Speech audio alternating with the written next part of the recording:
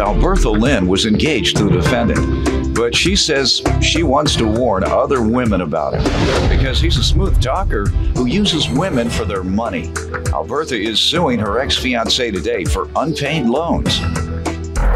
Defendant Ali Das says when he first saw Albertha, he was blown away by her because he thought she was drop-dead gorgeous. Ali insists he never got a loan from Albertha, and he's countersuing for defamation of character. Start with you. First of all, I'd like to say thank you, Your Honor, for allowing me to use your courtroom today to warn as many women that are in here and any other women that this man is dangerous, very dangerous. He's dangerous. In what way? You can take that a couple of ways. Well, for one, that he's very smooth and cunning, and he'll make you believe everything that comes out of his mouth, and most of the time he's trying to get your money. Oh, he's after your money. He's smooth, because I believed him. Go right ahead, ma'am. Well, actually, when I met Mr. Da, he was in a relationship, and so was I. When? We met in 2002. All right. As time went on, he became single, and so did I. And I found out we were neighbors, and we were both members of Narcotics Anonymous. I'm a recovering addict from crack cocaine. I have 13 years, 8 months, and 14 days sober. Okay, congratulations.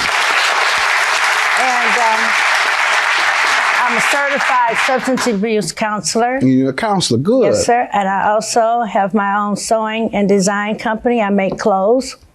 All right. So anyway, no wonder he was coming for your money. Oh yes, yeah. I've doing made well some for silk yourself. pajamas and suits. Go ahead. As time went on, and I started to date him, I found out he was dating like 5 other women along with me. He was waiting on lawsuits to go through and these women to get money. And he actually told me to hold up and wait till he got paid while he was dating me. So he said what now? He asked me to hold up and wait till at least 2 of these women got their settlements. He was still going to be my man. Right. But he was still going to get what he was waiting on. Okay, all right. As far as their money. Gotcha. Because he felt like it was due to him. All right, and you knew he was conning? Yes, sir, I did. Well, you were down with the con. No, I was not.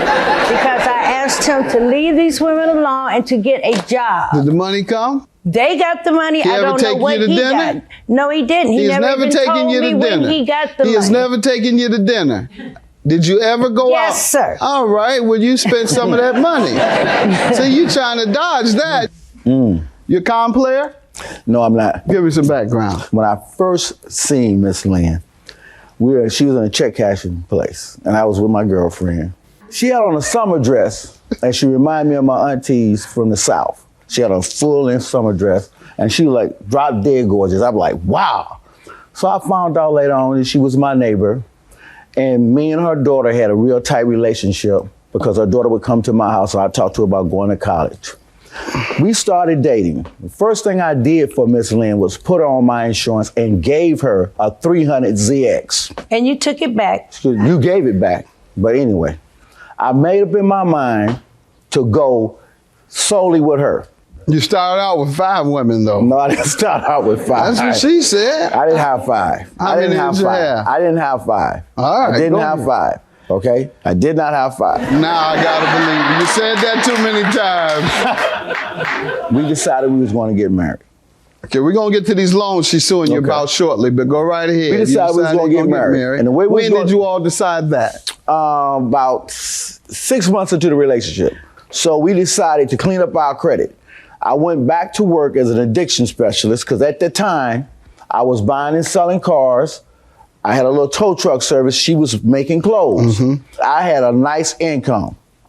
And we always did things together. She never had to worry about anything. She kept her head nailed. Sounds like you're trying to get to why you don't believe you should pay her these loans she's suing you about. Okay. Let me allow her to get right to the loans. Okay, well, as Mr. Doss said, we did decide to get married, but he needed to clear up his credit, and also I did too.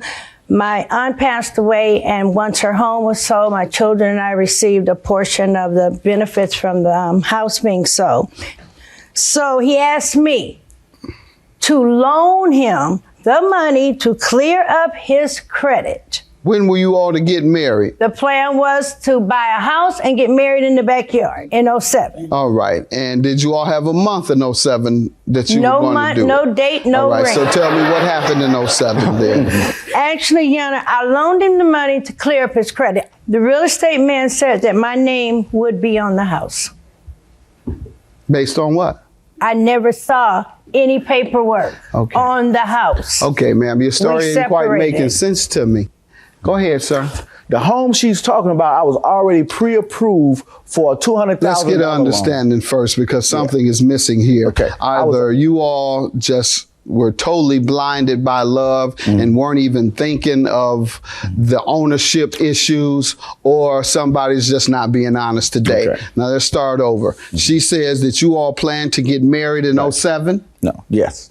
We wasn't going to get married in 07. When were you going to get married? We was going to get married. We was going to get married after we purchased the When home. did you expect to do that? In 2008.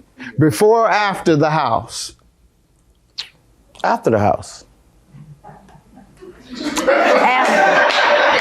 Whose name would it be in then? It was going to be in both our names. As an unmarried couple? Yes, sir. Both of you all are saying that your plan was to buy a home first and then get married. That's what you both say was going on? Yes, that's what we said. Quiet. Is that what you say as well? No. Well, you tell me. I thought that's what you just told me. You said you were going to marry in 08. I said, were you going to get the house first or after? You said before marriage. Isn't that what you just told me? Right. You just said nope and right. Judge Mathis. No, let me get back to her. Your loans, ma'am, you say you loaned him the money to clear his credit up when? Yes. I wrote him a check for $1,200 on December the 10th. And I gave of 07? I gave him cash. He was supposed to have paid some bills off with that. I also had bought him quite a few outfits. And do you have a list, ma'am? Not the outfits, just the clothes, the checks.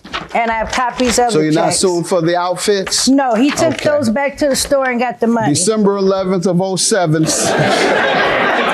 December 11th of 07.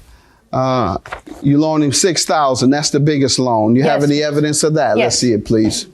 And it says at the bottom. Okay. When was he to repay you, ma'am? When we got married. Sir, you tell me about this money. When she got the settlement, she went I'm not asking about the settlement. $6,000. She gave me for what? She gave me $1,500. Sir, I'm looking at a $6,000 check. Okay. Let's focus on that. She never gave me no $6,000. His initials is on it. She never gave me no $6,000. Do you see it? Yeah, I'm seeing And it. his initials? I see it. That And it he was cashed checked, it? sir. It was written to you, and it was signed by you, and this bank shows that it was cashed by you. Your game is too small today, sir. Counterclaim for $1,000 for defamation is for what? Judge Mathis. Yeah. She gave me the $6,000. I understand. I asked you about, 90. sir, I asked you about your defamation claim, and you wanted to talk about that. Okay. So I'm going to dismiss your defamation claim since you're not going to try and prove that. Or are you? You going to try and prove defamation or not? No, I just. Good enough. All right. Ma'am, I'm going to grant you your judgment. The maximum we can give you is $5,000. He denied even receiving it. The very check I have in my hand that was cashed and signed by him. Therefore, I'll grant you your judgment and tell you, ma'am, don't go for the okie doke so easily. Because he's not even a good con. $5,000 for the plaintiff. Have a good day. Mr. Daw, I wish you the best in life. And I just hope this can be over with due to the fact that you still associate with my daughter and my grandchildren. Okay. She knows my character for real. So I'm glad she got the judge ruled in her favor, but she know that she never said I owe her and I should pay her on a certain date. You said long. And there was no promissory note.